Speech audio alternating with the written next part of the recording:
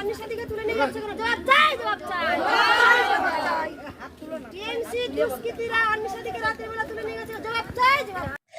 বেড়মজুরের বটতলা এলাকায় পুলিশ ও তৃণমূলের বিরুদ্ধে বিক্ষোভ শুরু করলেন গ্রামের মহিলারা। গতকাল রাতে সন্দেশখালী থানা সংলগ্ন এক প্রতিবাদী মহিলাকে রাতের অন্ধকারে তৃণমূলের দুষ্কৃতীরা বাড়ি থেকে টেনে হিঁচড়ে নিয়ে গিয়ে ধর্ষণের চেষ্টা করে।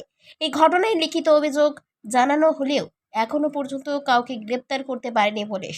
এই ঘটনার প্রতিবাদে এদিন বেড়মজুরের বটতলা এলাকায় বিক্ষোভ দেখায় এলাকার মহিলারা।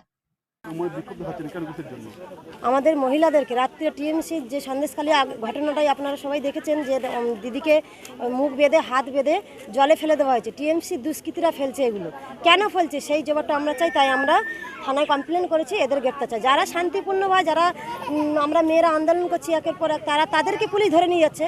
আর যারা দোষী, যাদের নামে আমরা কমপ্লেন করেছি, তাদেরকে পুলিশ ধরছে না। তাই আমরা জবাব চাই। কালকে আমাদের সন্দেশখালী এক দিদি ভাইকে রাতের অন্ধকারে টিএমসির গুন্ডা বাহিনীরা মুখ বেঁধে কাপড়ে হাত বেঁধে জলে ফেলে দিয়ে গেছে। তার জন্য আমরা এই বিক্ষোভ দেখাচ্ছি, প্রতিবাদী বিক্ষোভ দেখাচ্ছি।